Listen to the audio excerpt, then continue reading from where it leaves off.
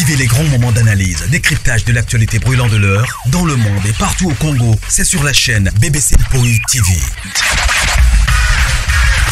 Toutes les vérités sur fond d'analyse, décryptage, sans langue de bois. Sur BBC Mpoi TV, on passe au peigne fin, l'actualité brûlante de l'heure. Nous sommes fiers d'être Congolais, nous sommes fiers d'être Africains. Construisons ensemble une bonne société pour nous et pour nos enfants. Tous à la fière, Yakozala Congolais. Tous à la fière, Yakozala Africain. Tous à la na bomoko, poto tonga mboka, pona biso, na banda na biso. Voilà, bonjour la grande famille de BBC Mpoi TV. Bonjour, bonsoir famille Libota, bonjour la Chine, bonjour les Péchalov, bonjour Nabalandi Nyonso, bonsoir, bande ko dépendre kana air o boko yamba vidéo nabiso, ba bon dimanche ici que les bino partout dans le monde, ba bon dimanche nabino. Voilà.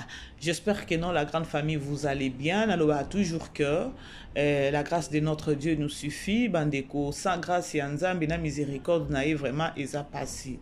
Voilà. Kota aimer partager ce que zambala liboso zala à l'aise s'abonner aux ala dessus parce que awa to finga te on a plus besoin ya ko zong ça peut-être réflexion ya communauté congolaise en place quoi. Voilà. Bandeko, je crois bomoni titre na biso, bomoni pe photo ya miniature na biso, tozang sa kosa le lango ba analyste ou encore kosa la ba analyste. Nous savons tous famille Libota, tozana focus famille Libota, focus famille Libota. Ndengeye moko Poutine alobaki focus oui, nous sommes focus, tozotala ba film, to s'abonner et tout, tozawana, tozotala tozana film ya Torgnol, bisogno stoebi film à Torgnol, on a principal ya film eza tegra ou vraiment alelisi batu au pinza a tapé très fort. Alors la grande famille, de quoi biso toza ba panzi sango tokoki kolekisa yango te parce que eza matière et biso toza wana peut-être pona koya ko sukula ou encore ko laver cerveau ya bato mususu oyo bazo travailler na ndenge moko ya mabe baza wana kaka pona ko bebisa réputation ya mutu pona ko salir mutu et si longtemps que non cette personne travaille musala na epe ezomona na miso ya bato pe bavandi kimia bato pe bandimi na kati ya mutema que non c'est là azo travailler donc elle mérite beaucoup d'irrespect, c'est-à-dire malgré toza na focus famille Libota lokola biso toza wana pona ko lobe la paix Poutine to peut jamais ko rater peut-être ko relater ou encore ko ça la analyse sur les kambu oya qui sur les réseaux sociaux na ba bêtise oyo continuer toujours pour na repakola Poutine de l'écriture soit disant que non abimana nani na modéro. Alors lorsque na ko ça la analyse nanga c'est parce que yé moko artiste na biso modéro ndenge yepe asepelisa biso aleki au moins ba yambi au moins na ba plateau encore na ba chaîne 2 3 4 pour na likambu oyango ya ba bimisa qui soit disant que non abimana belle vie na ngambu na ye bandeko modéro a regretté ango au tali expression ya modéro au tali vraiment boy asimi mutu a regretté à la fin des comptes à l'obi que non Belleville n'ingazana aza facilité Belleville elle n'est pas facile à manier Belleville aza fille moko très difficile, c'est-à-dire une femme qui est femme moi si au balobakaza très difficile et ça na batumsu ba comprendre était très difficile na batu ba ozoyer peut-être mutu mabe ou comment non moi si elle se respectaka elle doit être difficile mais dommage il y a communauté congolaise dingue to yaka ba makambu dingue to yaka ko relater ba makambu lorsque ngana elekela nga bandeko est-ce que na 20 na ba siècle ya lelo il faut ça toujours on lalo la muki pour la obebi sa réputation à bato nga ça me dépasse bandeko na tala ka boende na kenaka église na zongi non tala ba makambo ezoleka sur les réseaux sociaux na communauté congolaise otali pe mutu o avandi na plateau pour abebi sa réputation muninga, ça me fait très mal. Bandeko, communauté congolaise, toye baka eloko moko ya koloba keno. Vous savez, réputation ya mutu, respect ya mutu, eza facile pour na obebi sango, mais pour na ko bezongi sango ezala facilité. Et respect ya mutu, basomba yango te mutu ye moko aganyaka respect na ye, mais lorsque mutu azosala musala moko o ba ezosepelisa bato pe baza pembeni na ye bazo bazo lancer message encore bazo ya pe koloba biso to vandina belle vie n'est pas facile à commander, belle vie est difficile na difficile wana donc ye musala c'est musala. Mais de l'autre côté, tout le monde a bandeko mususu, bozo bima, pona koya, ko baby sa réputation à mutu. Bandeko, laissez-moi vous dire, Dieu vous voit. Nzambe azomona bino. Bomoni ba masumu nyonso, ba mabe obosala kanasa moyo yo. Bandeko bokanisa ngo teke no boki futa ngo likolo, e futa maka na se. Et na moment ne ko futama ozoso bosani ke no na sala ka mabe na bebisaka réputation mutu na sala ka mabe. Peut-être que vous bien moi si moko boye obima oya ko relater oya ko kosela muninga moi si soit disait que non belle vie abima na modéro. Mais il faut que vous allez na soni wana ya ko koloba ovandi na tableau so na tableau na plateau oya koloba babilo kwa bongo. Il faut que vous allez na soni te. Ngana ba place amaka mususu ne nazomona bandeko basi ne bazobima sur les réseaux sociaux nga ezosala nga pasi. Il y a d'autres histoires avant téléma avant le bango yo moko non se gêner avant batumsu ba se gêner pour ngana place andeko moi si lorsque tu viens ozo loba pe que non ozo relater tout ça disant que non ba kenaka soki wapi yango kuna na chambre boye modéro lobi boye alors belle vie et bandeko tous ces gens des histoires. Comme le temps où il y a un babilo quoi bongo. Toi tu crois que non, osa fin, osa yanki, et là qui s'en a légèreté dans nous y a moko mutu. Ce qui osa légère peut-être au cancer non c'est tout le monde qui est légère non. Vous savez qu'on va dans la batu au bazalaka na no sense batu au bazalaka na mayele mukuse. Baza batu moko oyo au vandi que barrière pensée au vandi aux vivre na batu yo au kanisela ka batu mabe. Et na mabe wana lorsque zo kanisa mabe wana oyepe olobi bande ko bato abongo baza o kanisa lika mutu mabe o beti yango pe masolo kepe zupe ampleur mais o ezaki penser na yo moko tala ndenge to luka masumu sans pour autant les savoir. Ça fait très mal. Na landi modéro alobi ce qui est loco modéro no dans un premier temps azo ba keno azo e ba mwasi oyo alobi ba makambo wana te.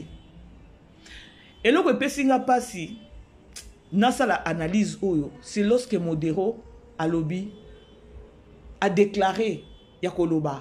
Ce qui est loko na balobi eza ya solo. Na kumba ka mutu kana tambola kana nzela na sala ka boy na sala boy nzamba bo mangai. C'est fort hein?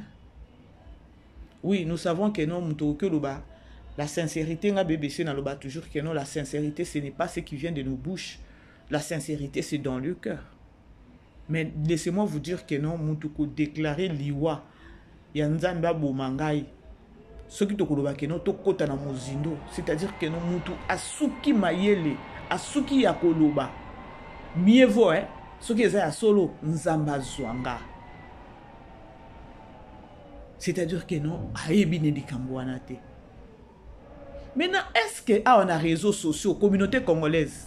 Est-ce que to tindi batu ou tozo tuna batu boya ko ebisa biso passer à belle vie ou encore boya ko ebisa biso mibali o belle vie bimana bango? Non, tozo solana c'est juste une question parce que communauté congolaise tozo ebate.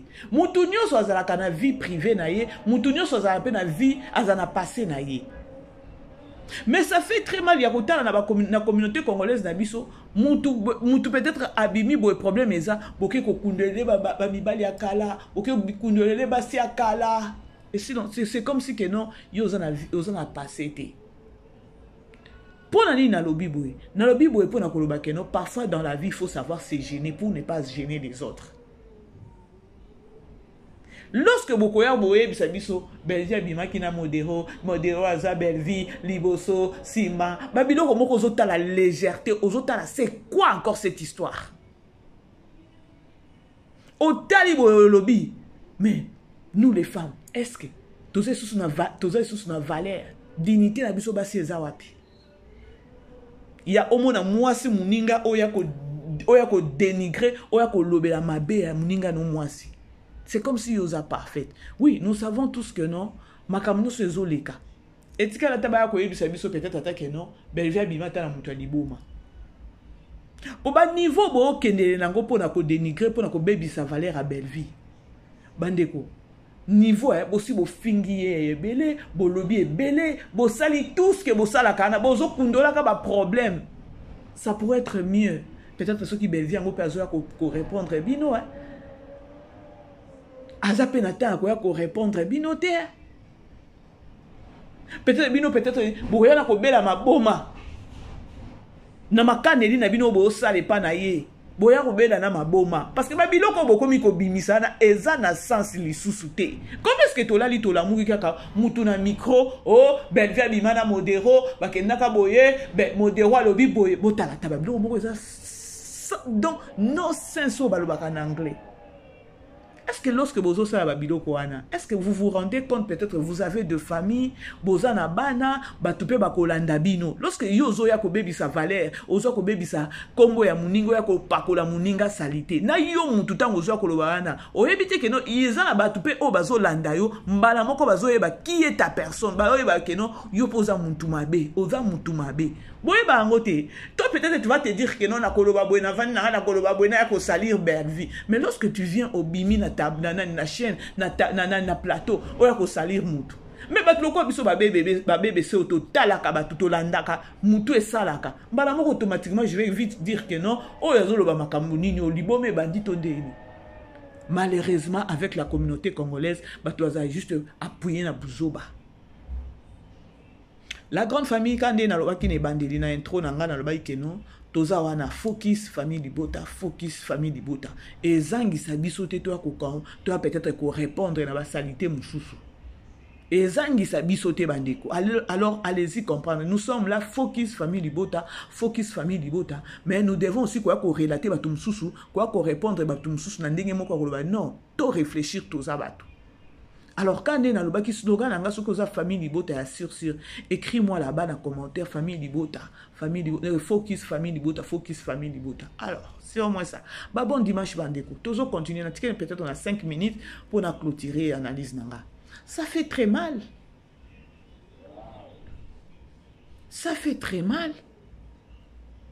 Mais ezape kaka bien ya koloba ke no biso ba mama bébé c'est toza wana parce que to comprendre monde dango nezo kende to comprendre bato mususu ne bazo bima ba ye ba lobi non bandeko yo kolinga peut-être lelo bébé sa valeur a muto bébé sa kombo ya mutu mais lobi oyebite mama na bino oyo soki mama télé si na bino abane ko bima ka ko finga belvi mabe ko laki la belvi mabe ko loba mabe ko finga ba bêtise tout abane ko finga pona belvi tchaki na ko koma tina niveau ya ko lobela mama top pona mwana na ye dada international mama top éduquer mwana na yo comme pour dire que non mama top a pesa mwana éducation te mais lokola ba lobala que non mokilo ezalaka mbanga ya ntaba yezalaka pe mabe olinga ko longola eloko eza na liso muninga sinon to que non longoli na liso na yo moko te. Il y a le bas pour na dada international a blanc message fort et pas maman top éduqué bana ce qui te doit to biso ba musu to c'est là qui en analyse ce qui mutazo biso que non éduqué bana c'est-à-dire que non aussi raté copier sa bana éducation c'était ça. Mais bota la siko na dadango o ya peut-être ko ya ko relater bato histoire ya Ojoana et Bimaki et à lancer message ya ko mabandeko un peu du respect na mama nanga parce que mama nanga ndinga zawana aboko biso na pasi papa tika biso elle était la seule o abunda loboko moko pour ko disa biso nini to zabou. Alors ceux qui bino bozo continuer ko finga mama nanga ça m'arrange pas. Je ne pense pas que non dada international a finga. Mais bon, t'as la siko, tant que moi na télé si abimaki. Tout ça, il y a une analyse sortie médiatique à moi na télé site. Na moni télé siko bimate. Na moni télé site. Si fallait ya. Parce que batou, oh, biso to télé mec, to non, éducation siko ya moi neza wapi. Na moni était parce que y a pas linga, ba $40. Abandio boyango. Mais il fallait bima, non? Allez-y comprendre ya kolobake, non? Babiso bamsuso tout ça qui analyse ya kolobake, non? Télé si. Oya kolobake, non, maman to pas éduqué moi. Siko yo ya yo mwana yo na langage ya dada international na langage ya mwana na yo nani abimi shege aujourd'hui tout le monde a boye ko ba belvi azobi abima na nani on n'a pas besoin de ça tout ça on a besoin eloko wana te soki bomoni ke no belvi azo kwase bino na musala azo sala bomela soki ba value mais soki bomela soki ba nini yango bokende kolala c'est tout. Ou encore faites la sourde oreille. bomona ye ondire bomoni ete boyoka ye ondire boyoki ete po bozala l'aise na bandako na bino bande konga na zolo bananga ka vérité famille libota focus famille libota boko minanga na ba commentaire to ça ka analyse na biso na ndenge mabete biso to travail sur internet il n'est pas dit que non soki toza na focus famille libota toza na focus à makasi ne toza bo lelo to kotala peut-être lelo déjà to kota déjà na to lelo to kotala déjà 12e épisode ya Torniol oh déjà Tegra déjà ça tapé très fort moi la moko très intelligente. Alors lorsque vous avez ba mai wana ndenge Bellevue azo formé bana wana l'effet sur vous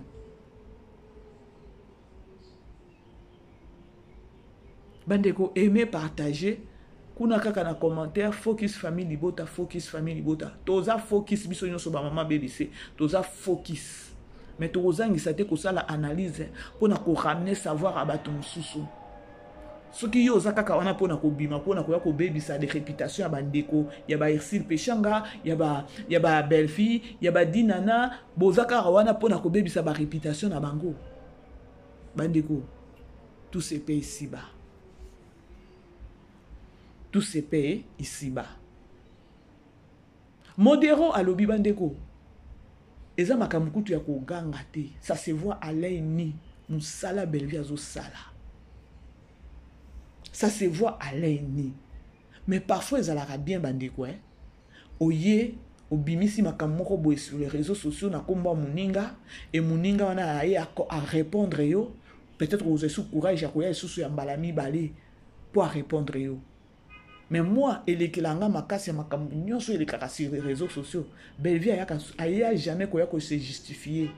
Aya jamais koya ko se justifier. Mais bato va continuer toujours pour ko bima pour koya ko salir. Alors boye ba pe que non, eza pe force bozo pe sae. Donc il y a moni bino bato moko boye soki ya ndeni bino nde bozo miye baté. Parfois ils ala bien, ba lobeli o mabe. O lobeli muninga mabe aya répondre yo. Pose sous courage à lobi oya sous au pedi sa caméra. Mais lorsque obimi première fois, deuxième, troisième fois, quatrième fois muta répondre à yo te. Mais nani suba kendo là c'est tout. Na mute mango Bellevue ndamba pesa e. Bandeko aimer partager, je crois na baki na ozo vraiment bino tamulaité.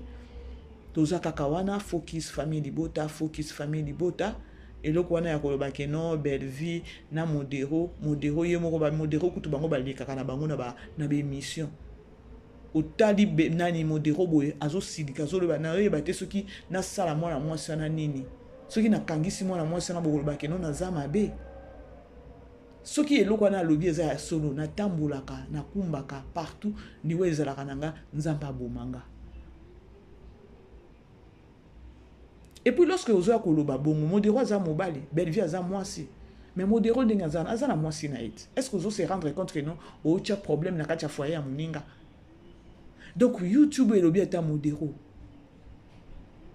YouTube vraiment nani yango sala YouTube to yebata mutu yango. Donc YouTube tout est permis. Ça fait très mal et ça passe.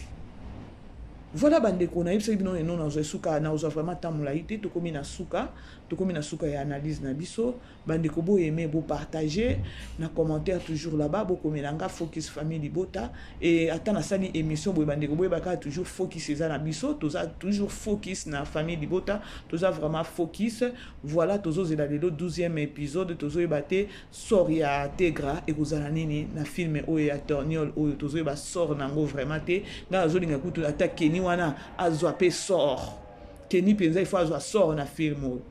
Voilà bandeko tokutani prochainement bisous ciao. Vivez les grands moments d'analyse, décryptage de l'actualité brûlante de l'heure dans le monde et partout au Congo, c'est sur la chaîne BBC Mpoï TV. Toutes les vérités sur fond d'analyse, décryptage sans langue de bois. Sur BBC Mpoï TV, on passe au peigne fin l'actualité brûlante de l'heure. Nous sommes fiers d'être Congolais, nous sommes fiers d'être Africains. Construisons ensemble une bonne société pour nous et pour nos enfants. Tous à la fière, Yakoza la Congolais, tozala fier ya kozala africain, tozala na bomoko po totonga mboka po na biso na banda na biso.